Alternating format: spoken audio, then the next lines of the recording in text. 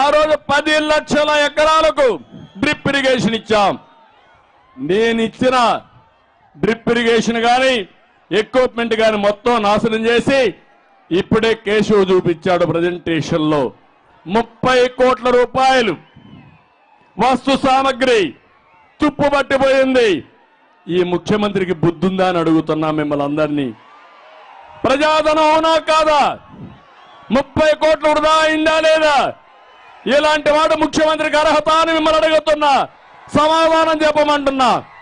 కాదు అని గట్టిగా చప్పట్లు కొట్టి మీరు కూడా చెప్పాలి, నిరసన తెలియజేయాలి. ఈయన దగ్గర నుంచి దీనికంటే ఎక్కువ మనం కోరుకోలేము. ఎందుకంటే ఉల్లిగడ్డకు ఆలుగడ్డకు తేడా తెలియని ముఖ్యమంత్రి. అవునా కాదా? వ్యవసాయం అంటే ఏం తెలుస్తుంది తమ్ముడు? తెలుస్తుందా వ్యవసాయం అంటే? అందుకే నేను ఒకటే చెప్తున్నా, బీమా పథకాన్ని తీసేశాడు. నేను ఒకటే హామీ ఇస్తున్నా, మళ్ళీ పాత బీమా పథకం తీసుకొచ్చే బాధ్యత ప్రతి ఒక్క రైతుకి అన్నదాత కింద 20,000 రూపాయలు ఇచ్చే బాధ్యత తెలుగుదేశం పార్టీది, జనసేనది. ఇంకో పక్క మీరు చూస్తే మా తమ్ముళ్ళు ఇక్కడే ఉన్నారు. యువత ఎక్కడ పోయినా యువతను చూస్తున్నా, మీ ఉత్సాహాన్ని చూస్తున్నా, మీ అభిమానం చూస్తున్నా.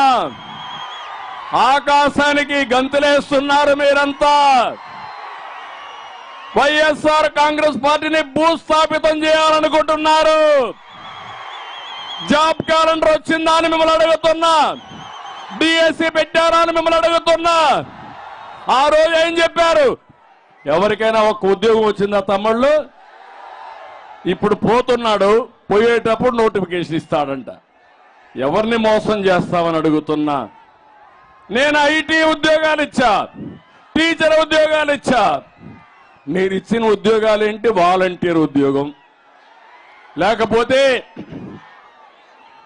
ఫిష్ మార్ట్లో, లేకపోతే మద్యం షాపుల్లో ఉద్యోగాలు ఇచ్చారు. అంతే కదా? అది తెలుగుదేశం పార్టీకి వైఎస్ఆర్ కాంగ్రెస్ పార్టీకి ఉండే వ్యత్యాసం. ఈరోజు మీరందరూ ఇక్కడున్నారు. విద్యకు ప్రాధాన్యత ఇచ్చాం. కాలేజీలు మనమే తెచ్చాం. ఇంజనీరింగ్ కాలేజీలు కానీ, మెడికల్ కాలేజీ కానీ, సెంట్రల్ యూనివర్సిటీ కానీ, నిన్న ప్రధానమంత్రి ప్రారంభించిన కస్టమ్ ట్రైనింగ్ ఇన్స్టిట్యూట్ కూడా మనం తీసుకొచ్చింది.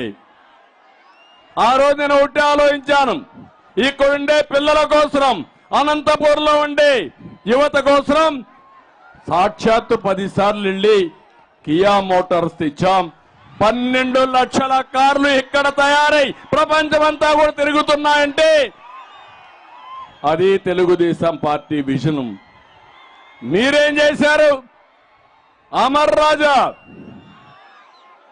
బ్యాటరీస్ ని ఈ రాష్ట్రంలో ఉండేదని తరివేశారు. అవునా కాదా తమ్ముళ్ళు? మనం పరిశ్రమలు తెచ్చాం.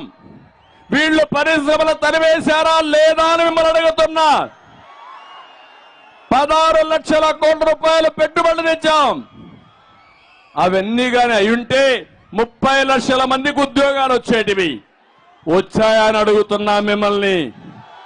మళ్ళీ ఉద్యోగాలు కావాలన్నా లేదా అని మిమ్మల్ని అడుగుతున్నా. జాబు రావాలంటే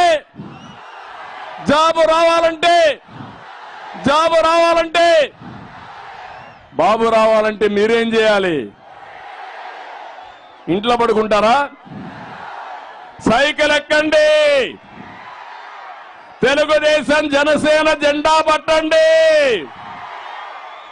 74 రోజులు మీరు కష్టపడండి. ఆ తర్వాత మీ జీవితాల్లో వెలుగు తీసుకొచ్చే బాధ్యత, మీ భవిష్యత్తుకు గ్యారంటీ ఇచ్చే బాధ్యత నాది నాది నాదని మరొక్కసారి మీ అందరికీ హామీ ఇస్తున్నా. మీరు సిద్ధమా అని మిమ్మల్ని అడుగుతున్నా. మీరు సిద్ధమైతే నేను కూడా సిద్ధం. మీరు 10 అడుగులు వేయండి, నేను 100 అడుగులు వేస్తా. తమ్ముళ్ళు, మీకంటే ఎక్కువ నాకు ఆవేశం. వయసు అనేది ఒక నెంబరే. నా ఆలోచనలంతా ఇంకొక 20 సంవత్సరాలకు ఏం చేయాలో ఆలోచిస్తున్నా. 2047కి తెలుగు జాతి ప్రపంచంలో నెంబర్ 1 జాతిగా ఉండాలి. అది నా జీవిత లక్ష్యం. దాన్ని సాధించేదానికి యువత సిద్ధమా అని మిమ్మల్ని అడుగుతున్నా. రెండో ఆలోచన, పేదరికం లేని సమాజాన్ని చూడాలనేది నా లక్ష్యం. పేదవాళ్ళు డబ్బులుండే వాళ్ళు కాలేమా? పేదరికం నుంచి పైకి రాలేమా? చేస్తాం. ఒకప్పుడు ఇప్పుడే కేశవ్ అన్నాడు ఇక్కడ రోడ్డు ఉండేది కాదని. ఆ రోడ్డు వచ్చింది. ఒకప్పుడు మీ దగ్గర సెల్ ఫోన్లు లేవు.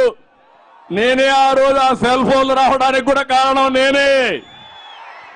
ఈ రోడ్లు రావడానికి మొదటి శ్రీకారం చుట్టింది నేనే. ఇప్పుడు చెప్తున్నా, ఈ దేశంలో ప్రత్యేకంగా తెలుగు జాతిలో పేదరికం లేకుండా చూడాలనేది నా జీవితాశయం. తప్పకుండా సహకరిస్తామని గట్టిగా నినదించమని మిమ్మల్ని అందరినీ కోరుతున్నా. జనరేషన్లు మారుతున్నాయి. 10 ఏళ్లకు